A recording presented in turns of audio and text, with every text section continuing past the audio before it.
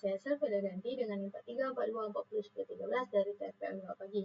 Nah, pada kesempatan kali ini saya akan menyelesaikan praktikum asesmen akhir semester pada semester 2 pengantar basis data. Nah, selanjutnya mari kita mulai. Oke, di sini saya akan menggunakan Laragon. Nah, saya buka dulu. Nah, di sini mulai semua. Selanjutnya Apache sudah 80, MySQL sudah 306. Selanjutnya saya akan ke database. Nah, pada di sini saya akan membuat tabel yang dimana sesuai dengan soal nomor pertama untuk membuat suatu toko buku. Saya akan membuat tabel nama database-nya ini adalah toko buku. Selanjutnya nama tabelnya itu pelanggan. Nah, di sini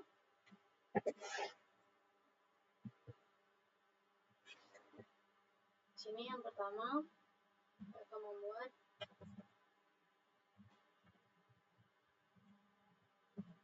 ID pelanggan,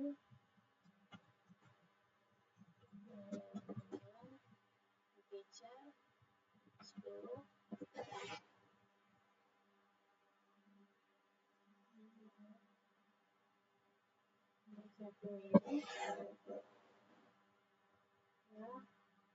selanjutnya nama WhatsApp 100, sini kota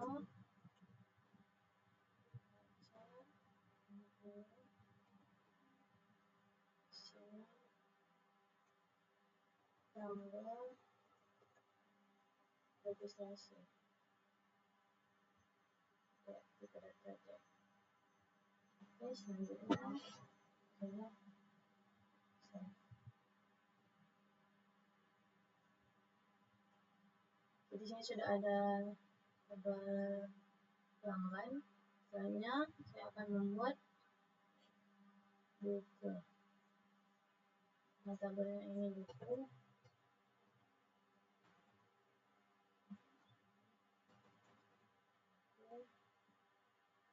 Di sini terdapat ID buku.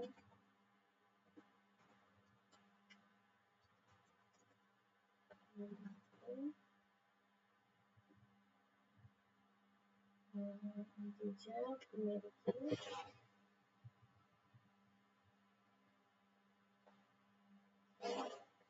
selanjutnya judul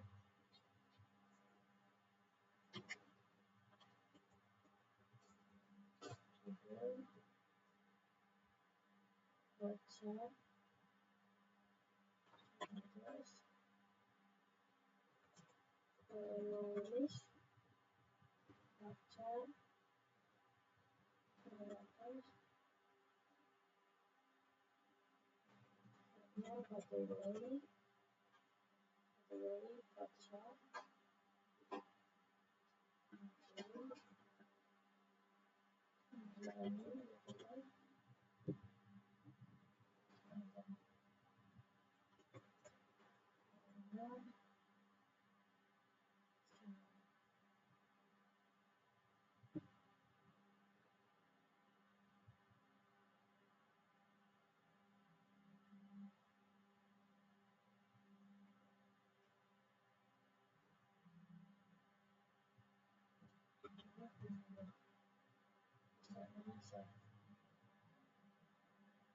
Jadi di sini sudah. Selanjutnya saya akan membuat tabel pesanan.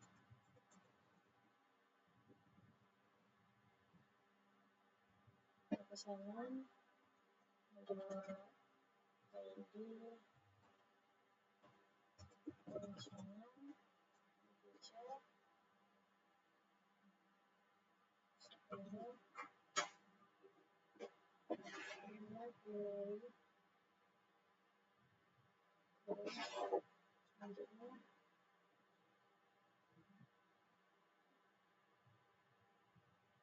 ID pelanggan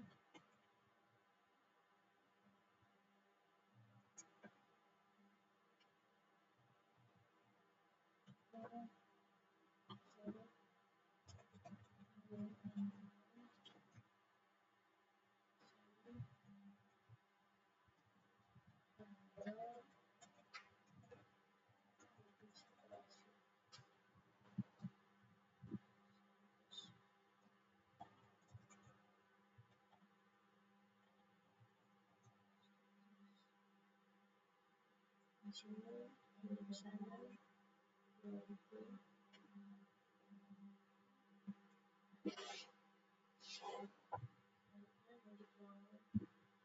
integer administrasi status workshop.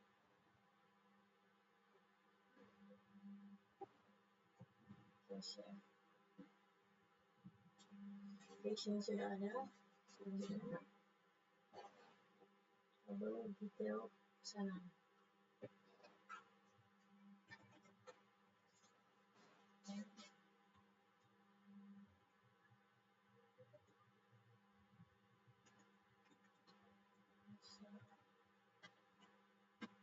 Yang pertama ini ada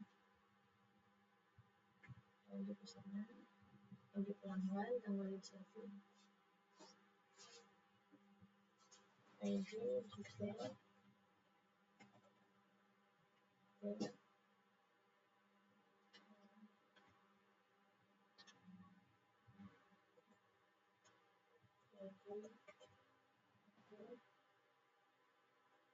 teacher, ID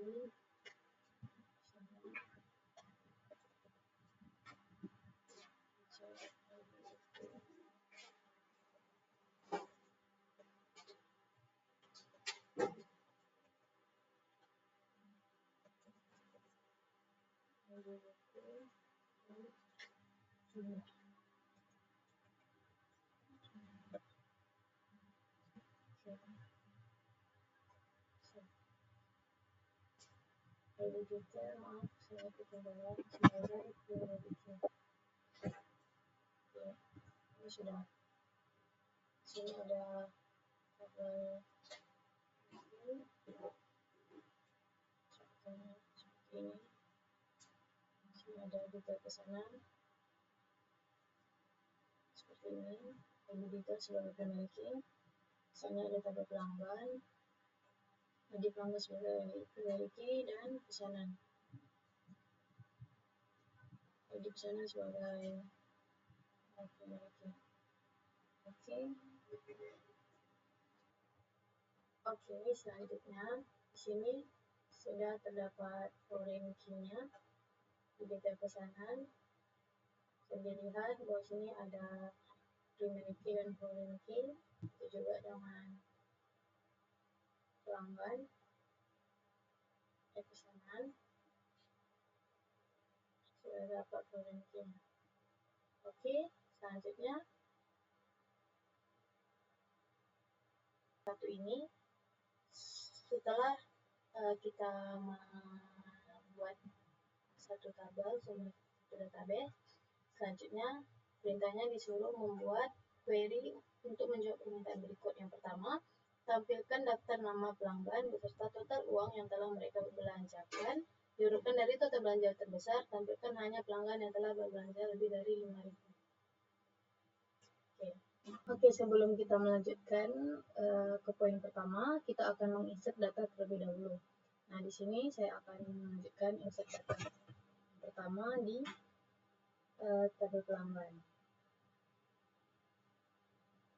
Oke, kita akan menginsert data terlebih dahulu. Di sini ada insert untuk pelanggan, ID pelanggan, nama, kota, tanggal registrasi. Nah, kita masukkan dulu yang pertama.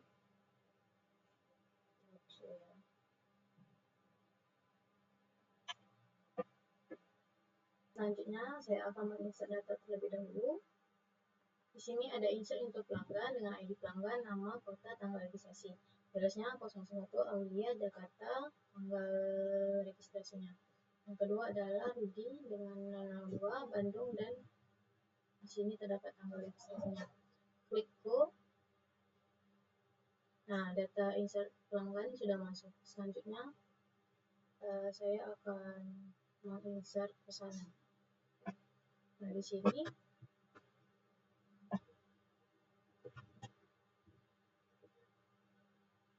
pesanan dengan insert untuk pesanan, ID pelanggan, tanggal registrasi, status. Kita ubah dulu terlebih dahulu dengan ID pesanan 101 101 ID pelanggan 901.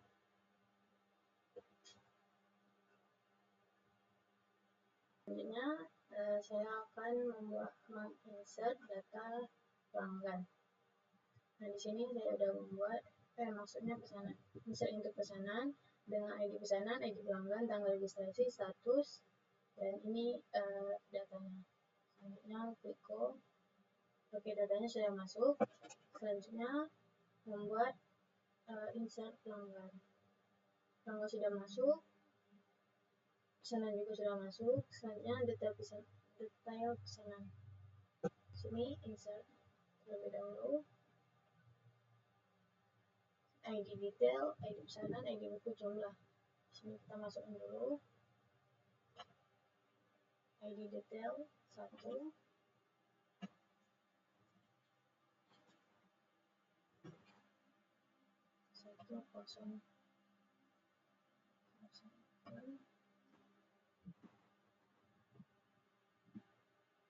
Untuk ID pesanan, ID buku 101,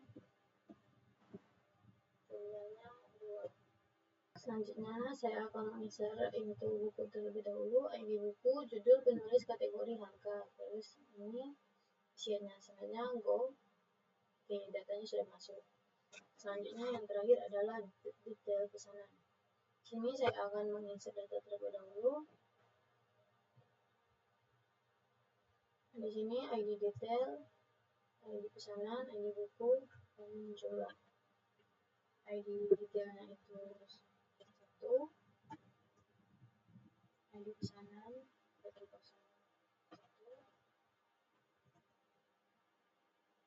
ID buku 1001, jumlahnya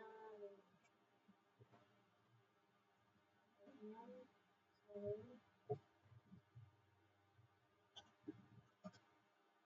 sini 2, 102, 102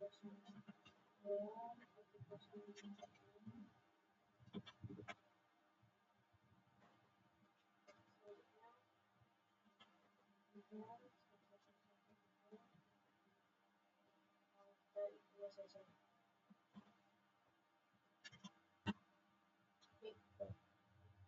Oke, datanya sudah masuk. Oke, selanjutnya kembali ke soal. Sini pertanyaannya yaitu buatlah query soal SQL untuk melihat permintaan berikut. Yang pertama, tampilkan daftar nama pelanggan beserta total uang yang telah mereka belanjakan, diurutkan dari total belanja terbesar, tampilkan hanya pelanggan yang telah berbelanja lebih dari 500.000. Nah, di sini saya sudah kita akan mencoba untuk select nama sum dengan harga kali jumlah kita belanjanya, from pelanggan, join pesanan, dan join detail pesanan, join buku, group by, having, dan order by. Nah, klik go. Sini terdapat nama Rudi dengan total belanja Rp960.000. Oke, selanjutnya untuk soal kedua, tampilkan 5 buku dengan kategori fiksi yang paling banyak terjual selama tahun 2023. Nah, oke, di sini saya akan menampilkan 5 buku dalam kategori fiksi. Sini buku SQL, di mana diminta untuk menampilkan judul, buku dari judul dan detail pesanannya, dan join pesanannya dengan ID pesanan, dan kategorinya fiksi. Untuk tahunnya itu 2023, limitnya 5. Biasanya klik go. Nah, di sini terdapat judulnya Matahari dan Senja di Kota dengan total terjual yaitu 8 dan 5. Oke, selanjutnya yang ketiga, diminta untuk menampilkan nama pelanggan yang tidak pernah melakukan pesanan sama sekali. Nah, di sini saya sudah menampilkan ininya yaitu dengan select nama from pelanggan, leave, join pesanan, on ID pelanggan, PS ID pelanggan, where ID pelanggan is not. Misalnya klik go. Oke, di sini belum ada ya nama yang belum memesan sama sekali. Selanjutnya soal kedua, yang dimana sebuah perusahaan memiliki database kepegawaian untuk mengelola data karyawan dan departemen, skema database-nya, departemen, ID departemen, peneliti, dan selanjutnya. Nah, di sini saya akan coba membuat database terlebih dahulu, baru insert, setelah itu baru melakukan query yang diminta. Yang kedua adalah sebuah perusahaan memiliki database kepegawaian untuk mengelola data karyawan dan departemen. Nah, di sini skema database-nya, dan saya langsung saja saya sudah membuat tabel database kepegawaian. Di sini terdapat tabel departemen, karyawan, proyek, tugas. Di sini tabel departemen saya sudah menginsert datanya sebagai berikut. Ada IT, HRD, dan finance. Selanjutnya untuk tabel karyawan, saya telah mengisi dengan ID karyawan, nama lengkap, posisi, gaji, dan departemen sebagai berikut. Selanjutnya adalah proyek. Proyek ini sudah saya isi juga, ID proyek dan nama proyek serta tanggal mulai dan tanggal selesai. Selanjutnya adalah tugas. Nah, di sini tugas sudah saya masukin datanya. Selanjutnya sini buatlah query SQL untuk masukkan laporan berikut. Yang pertama, tampilkan nama departemen dan jumlah karyawan di setiap departemen. Tampilkan juga departemen yang memiliki karyawan sama sekali. Oke, misalnya pilih soal pertama. Sini saya menambahkan challenge di nama departemennya, account, ID karyawan, jumlah karyawan, from departemen A, next join, karyawan, departemen, by. Sekarang klik go. Oke, sudah berhasil. Nama departemen IT, HRD, dan finance. Ini 211. Yang kedua, itu temukan nama lengkap karyawan yang memiliki gaji di atas rata gaji seluruh karyawan di perusahaan. Oke, di sini saya sudah menuliskan sintaknya yang untuk menampilkan nama lengkap beserta gaji karyawan. Langsung saja klik go. Oke, di sini sudah terlihat bahwa gaji karyawan di atas rata yaitu 800.000,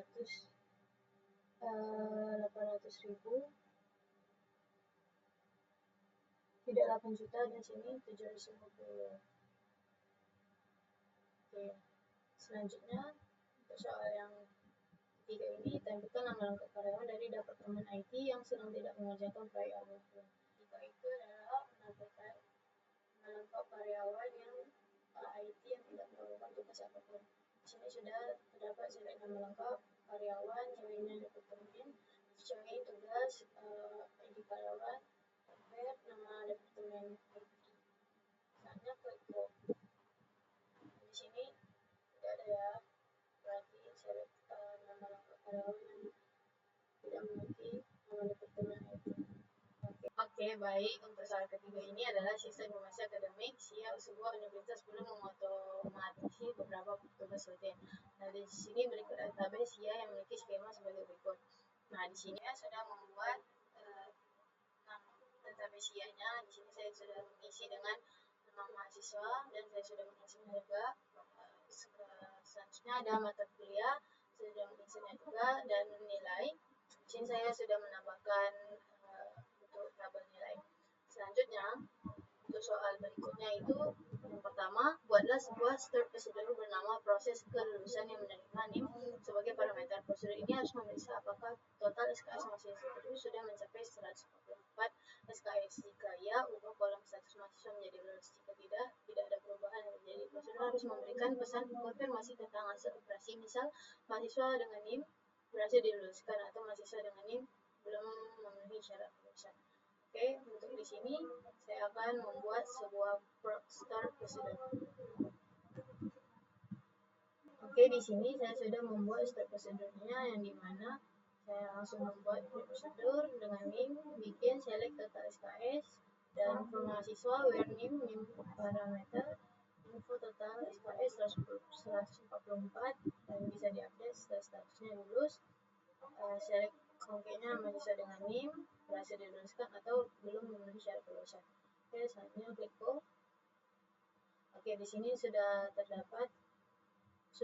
berhasil untuk membuat start prosedurnya. Yang kedua adalah buatlah sebuah function bernama hitung IPK yang menerima NIM sebagai parameter dan mengembalikan nilai indeks prestasi kumulatif IPK mahasiswa tersebut. IPK dihitung dengan rumus sebagai berikut. Selanjutnya, Oke, selanjutnya saya akan membuat pada video saya yang kedua, yaitu membuat parameternya. Di sini function itu IPK-nya. Setelah itu klik go. Oke, di sini sudah berhasil. Selanjutnya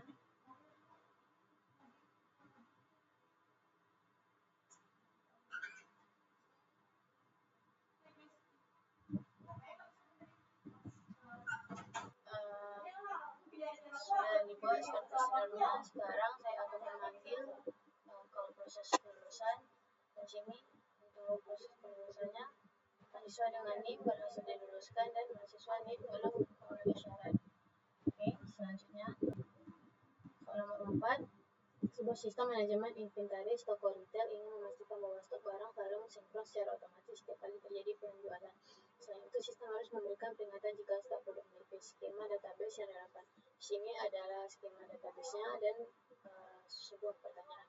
Saya akan menyelesaikan dulu yang pertama dulu, yaitu membuat database dan menginsert data dari skema database tersebut. 22001 dan 22002. Nah, di sini saya langsung saja untuk menampilkan hitung IPK dari NIM berikut. Misalnya klik go. Sini sudah terdapat yang pertama. NIM pertama itu IPK-nya 3,56 dan NIM kedua itu 2,22. Selanjutnya akan lanjut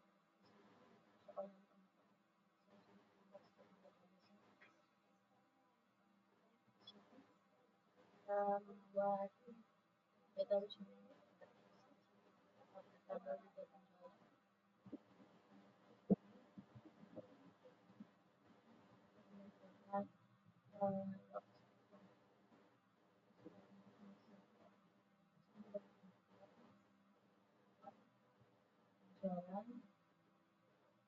jualan yang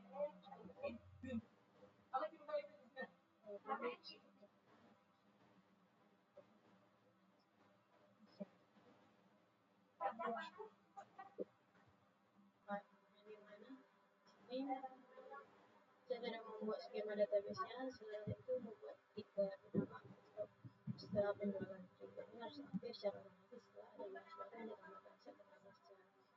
Nah, di sini saya sudah membuat create new trigger. Di sini triggernya update stok setelah penjualan, produk. Di sini ada penjualan, hanya before, eventnya insert. Di sini ada ini dan eventnya row. Misalnya klik go. Nah, di sini sudah terdapat trigger. Setelah itu saya akan insert ke tabel detail penjualan. Itu saja untuk menginsert detail penjualan. Selanjutnya klik go. Nah, di sini sudah masuk ya. Tentang berapa. Nah, di sini sudah berubah. Yang darinya 1026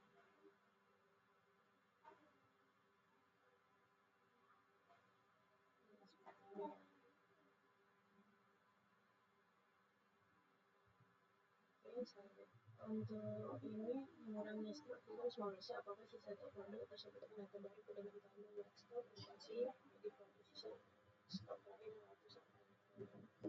Di sini kita langsung aja untuk mengecek apakah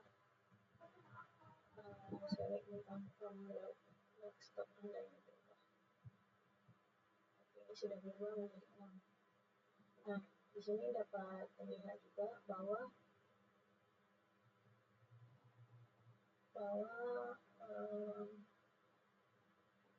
hasil yang diharapkan itu yaitu produk dengan ID produk 3 akan masuk ke log stok rendah nih, karena setelah pengurangannya stoknya menjadi 6. Nah, untuk produk ini ID produk 1 tidak masuk ke log karena stok masih 10, batas maksimum minimalnya itu tidak dilanggar. Tabel produk ini memperlihatkan stok terbaru. Oke, sekian dari materi yang praktikum yang dapat saya sampaikan. Lebih kurang saya mohon maaf. Saya akhiri dengan wabillahi taufiq wal hidayah. Wassalamualaikum warahmatullahi wabarakatuh.